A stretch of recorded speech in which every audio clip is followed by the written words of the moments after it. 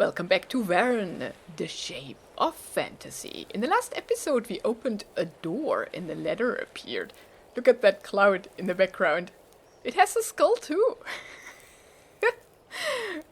Oops. Get up there. That's crazy. And it's moving. Through the screen. Do the others also have skulls? I don't know. There's no skull. I mean, there could be an ear here. It could be a face shape. But yeah, let's let's climb down the ladder. We just got a peek into what awaits us down there. More ladder. Okay. A cave with crystals. And there is a face too, right above my head. So many faces. Okay. I guess we drop down. I do see more rock here, so let's drop down here. Holy Antikythera mechanism! What's this place? This hasn't been built by some castaway. I doubt that too. And I'm glad we hopped down here and not on the other side. Which side do we choose now? That one, right? Because that one ends. Let's hop down here. Oh, they both end. No, that one doesn't. Oh, ho, ho, ho. There's a face too. Right here. An inscription. Runes? Something enigmatic they hold. This gallery could lead into the center of the earth. Center of the Earth, which is another book. Passion for Geology. Journey to the Center of the Earth was published in 1864 and immediately became a success. Professor Lindenbrock and his nephew Axel discover a manuscript in which a 16th century alchemist describes a journey to the center of the Earth, starting in the crater of the Icelandic volcano Snæfellsjökull, or something like that. Following his directions and a trail of runes engraved in stone, they travel through a fantastic subterranean kingdom, in which, among other amazing discoveries, they discover an inland sea the size of Europe, a battle between Jurassic creatures, and even an encounter with primitive hominids. Verne's exciting book was the product of a combination of his rich imagination and his knowledge of the latest geological discoveries of his time, as its pages reflect the work of renowned scientists of the time. By the way, you can go and read all his books online for free, because, at least in my country, there's the rule that literature that is over 100 years old can be published. And so they are. Which is pretty amazing.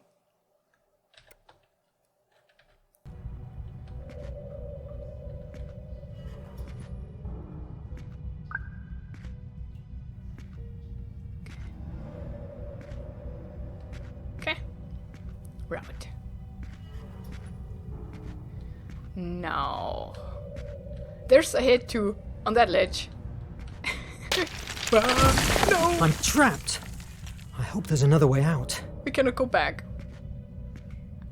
There are some runes too on that side, though. Can I read those? I cannot get there. I see him though. Huh. I hope there was nothing on the other ledges that I did not hop onto. Whew! What's down there? Some creatures. Mon Dieu! What's going on this island? Mon Dieu. Ah, a library. I love that. What is that? A door? Okay, let's read. Can I sit down? I don't know. The Life and Incredible Adventures of Robinson Crusoe by Daniel Defoe. Wait a moment. I remember that. I've read this book a dozen times. My God, the letters, the cabin. These are elements of that same story. Am I hallucinating? Oh, so the guy who was here before us is the author of Robinson Crusoe. Okay, that's funny. Burnlock. Yeah, a great inspiration. Robinson Crusoe, written by Daniel Defoe, was published on April 25th in 1719 and is considered the first English novel. Defoe wrote Robinson Crusoe in approximately 6 months when he was over 50 years old, and it was a phenomenon, becoming one of the books with the most editions, translations and knockoffs in history. Robinson Crusoe was passed off as a chronicle of real events. The stories of shipwrecked sailors were very popular at that time, and there are several names that could have served as inspiration for Defoe, among which stands out that of the buccaneer Alexander Selkirk, who, in 1704, preferred to stay on the uninhabited island of Mazatierra in the South Pacific, rather than continue abroad the Thorn Port, which he considered too damaged to continue sailing. After 4 years and 4 months in solitude, he was rescued, safe and sound, by the Duke, another privateer ship. Upon his return to London, his story of survival made him a celebrity. In 1966, the island was renamed Robinson Crusoe's Island. Jules Verne was a great admirer of Defoe's Robinson, something that is evident in many of his works, such as The Mysterious Island, written in 1874, although in this case, what leads the protagonists to the island of the title is not a shipwreck at sea, but the fall of a hot air balloon. In 1882, he published A School for Robinsons, in which he shipwrecked his characters on another island, where they had to survive all kinds of dangers and threats, such as inclement weather, tribes of cannibals, and even wild animals, with the only help of an aborigine and their own hands. By the way, the full title of the work was The Life and Strange Surprising Adventures of Robinson Crusoe of York, Mariner, who lived 28 years all alone in an uninhabited island on the coast of America, near the mouth of the great river of Oronoque, having been cast on shore by shipwreck, wherein all the men perished but himself, with an account how he was at last strangely delivered by pirates, written by himself. That's a title. Awesome. Wait a moment. There's a note here. What mystery is this? All the books have my name on them, but they're all blank. No titles. You have to write them. From the Earth to the Moon, around the world in 80 days, the Green Ray and the Golden Volcano. Select the shelves in the correct order. How would I know? Activate the shelves.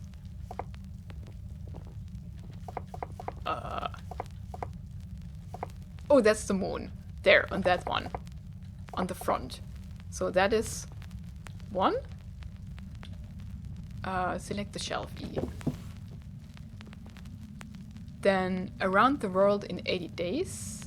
Is that one, I suppose, with the globe? Right? That makes sense. The Green Ray. The Green Ray. The Green Ray, maybe that? What else do we have? The Golden Volcano is here. The Green Ray.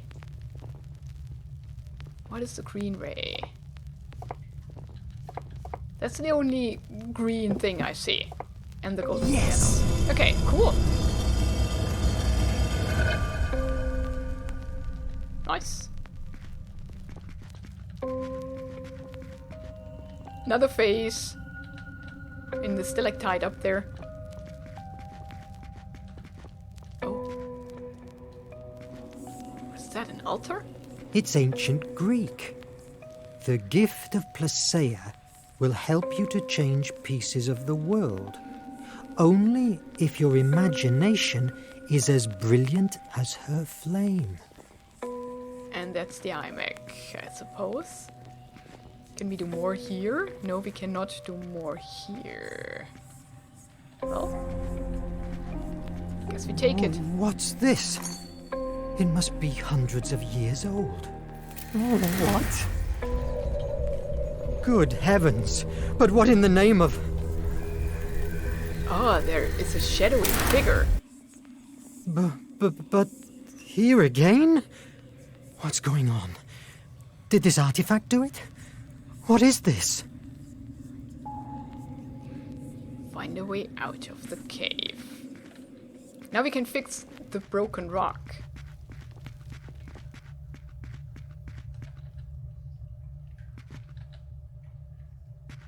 Wait a moment. The inscription. The gift of Placeia will help you to change pieces of the world. But maybe I could fix them with this devilish artifact. Yes, you could. Go back in time. RT. Very strong. Now we want to go back in time. Has changed. What happened? Oh, but okay. Okay. That didn't help. So must be very strong. Fortunately, stones resisted and kept withstanding. Okay. Move. Oh no. Now everything falls apart.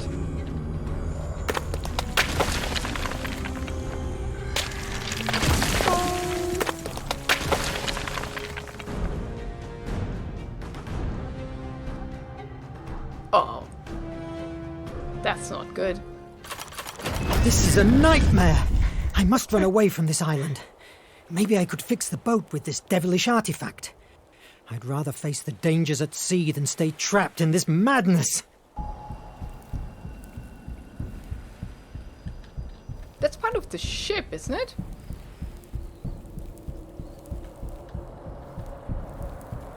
Howdy hop. Uh-oh. Have faith. It's okay.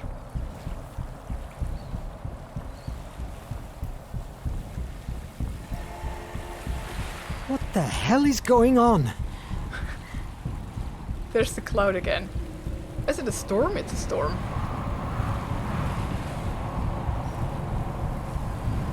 Uh-oh.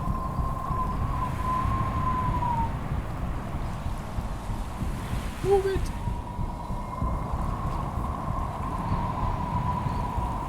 Okay. Butterflies in the storm and they're not affected. Salvation. We have no choice. Oh, sorry. Oh, dang it. I was not prepared. Okay, W. Oh, I thought it would... It's not the same. I cannot practice. Okay, S, D, S. Oh, I got that. S, D, W, D. Oh, I hate quick time events. S, A, D, W, S, A, D, S. Oh. Flame of imagination complete. Hours later, while I was drifting away, my head still boiled with questions. I could never imagine that my salvation would come in the form of the monster that destroyed my own ship. Scared to death, I discovered a new truth. It was a monster, yes, but made of steel. It's the Nautilus!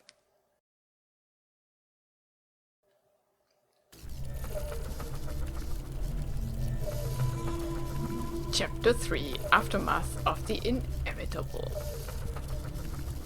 I could never imagine that my salvation would come in the form of the monster that destroyed my own ship. What a tale! If I hadn't seen the IMAG working with my own eyes, I would truly believe that you, as we doctors say, were as mad as a March hare. Does something of this make any sense to you? Not at all, but it's not me who has to find it. However, it's obvious that everything, your hallucinations, your amnesia, the books, even the island, draws lines that link your mind with the IMAG. Any clue of how we can fix that? Have you considered that your status inside the Nautilus could be the reason for your, let's say, disconnection? It must be hard for you to live together with the ones responsible for the attack that sank your ship. Months ago, I would have told you yes, and that I hated them for it. But I understood that war is war, and I must recognize, much to my regret, that the captain has opened for me the doors of an incredible world that without the Nautilus and his technology, I could never dream of reaching. Am I a prisoner? Well, there are much worse prisons out there. We're all trapped inside the Nautilus one way or another, my friend. A similar dilemma afflicts myself since I began to be part of this crew. I consecrated my career to save lives, and now I'm a piece of a ruthless war machine. On the other hand, my cholera research is only possible thanks to Nemo's technology. He's an extraordinary man, but fearful. His current condition is unsettling. History will judge him as it will do with us, and whoever writes it will park us in the place he believes we deserve. Now, go to your quarters and get some sleep. Doctor's orders. But we still don't have an answer for that scene on the bridge. And the monster thing? With the snakes on the head? Go to your quarters and get some sleep.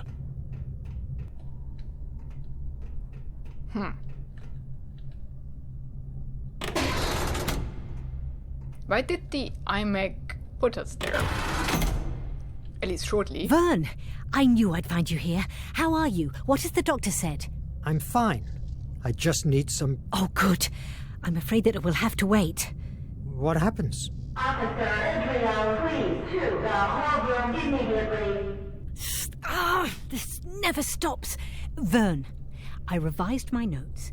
Maybe if we dig more into the ship that carried the chest and the compass, maybe we can find out another way to open it. Just in case the iMag doesn't work anymore. Not a bad idea.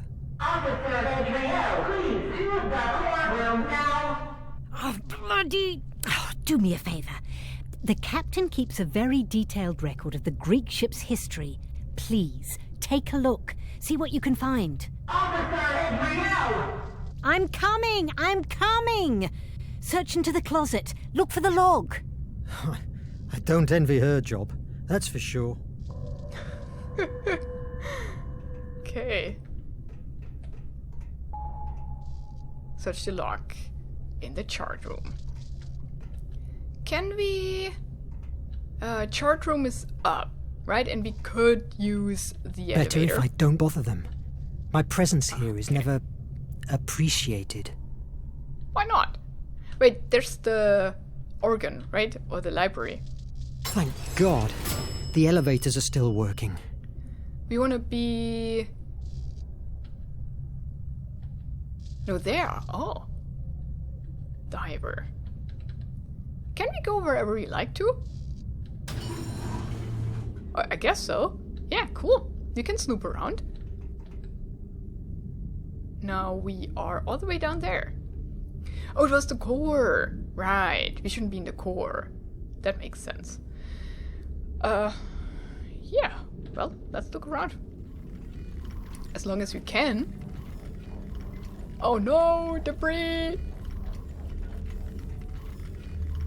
So now we wanna go... there we have been. Supplies and treasure?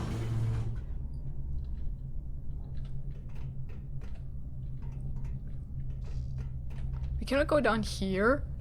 Right. We have no access. They keep us from exploring properly.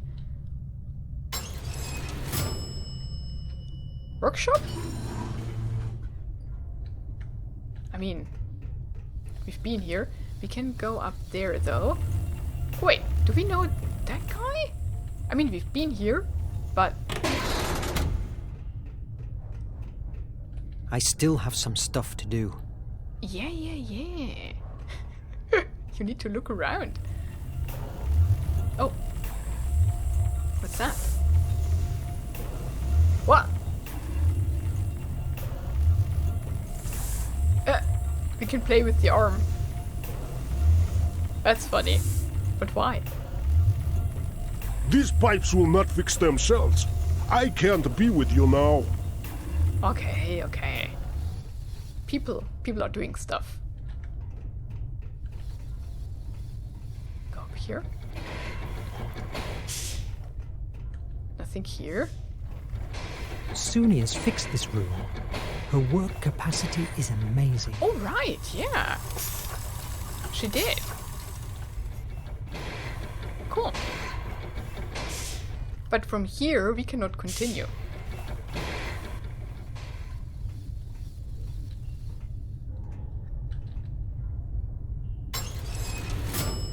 So, up we go.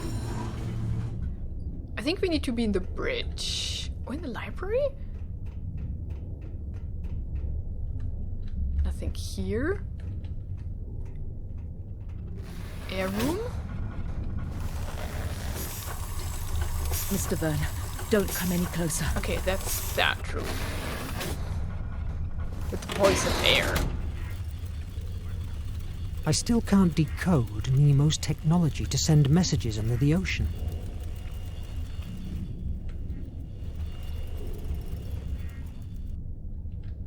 And oh, wait, what was that? Hemera orbits. Oh, that's the map. We looked at that. I still have some stuff to do. Dang it. Oh, there's That's something all new. the records we have about the Scylla, the Greek ship. But these are the same papers that... Wait, what does this mean? This note. Important info in audio cylinders 399, 244 and 219. Listen to the 3 audio cylinders. Do I have to remember those? They're here. I still have some stuff to do. Sub-Lieutenant Ned Land speaking. Documentation record regarding the Ancestors' Island. This is the place in which everything tells us that the Flame of Hephaestus lies in. It's not only protected by those so-called ancestors, but also it's located at the center of a magnetic anomalies area that drives navigation devices mad. And to make matters worse, the island is also surrounded by huge currents and fog banks, making it virtually unreachable. Who's this Ned Land? I can't recall that name in the crew. Ned Land. Sub-Lieutenant Ned Land speaking. Documentation record regarding the Compass of Destiny. According to our research, this compass, crafted with a mineral only found in the Ancestors' Island, always points to it, as if it was its own north. This, combined with a coordinate system, was used by the few ships that still traded with the island. Nothing new, but what happened to this officer? Where's the third one? Weren't it 3 records? Huh. We listened to only 2. Are there any I more still records? have some stuff to do. Seemingly not. And I cannot escape. I mean, you can go down here. I still have some stuff to do. Here. Sub-Lieutenant Ned Land speaking. Documentation record regarding the Flame of Hephaestus. In historical records and legends, it is told that the Atlantean people found in the Ancestors' Island an amazing energy, which they called the Flame of Hephaestus. Its implementation allowed them, in a few years, to develop unimaginable technology. It moved their ships and the gigantic machinery that built their city and harvested large crops. They also created a system of extraction. I must record this here. Today, I have found something that... it may change it all.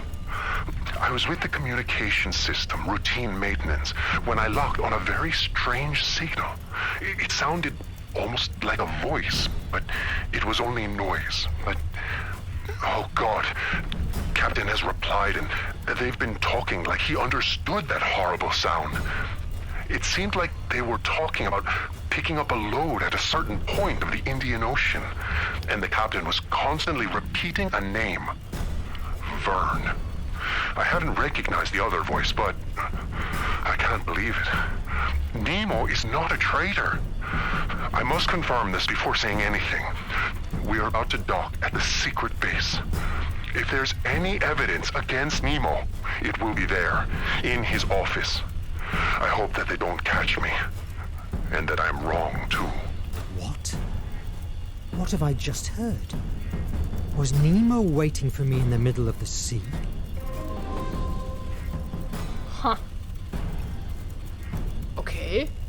My brothers, I know you are afflicted.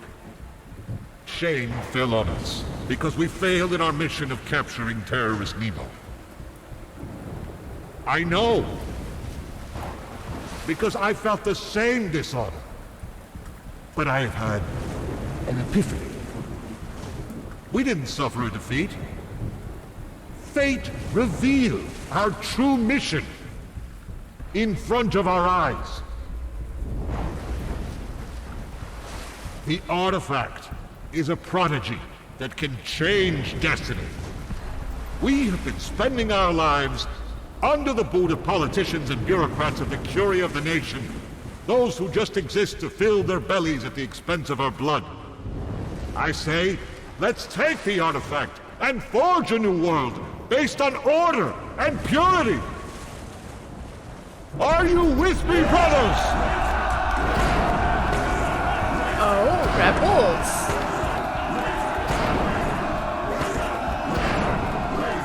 Now we have 3 factions.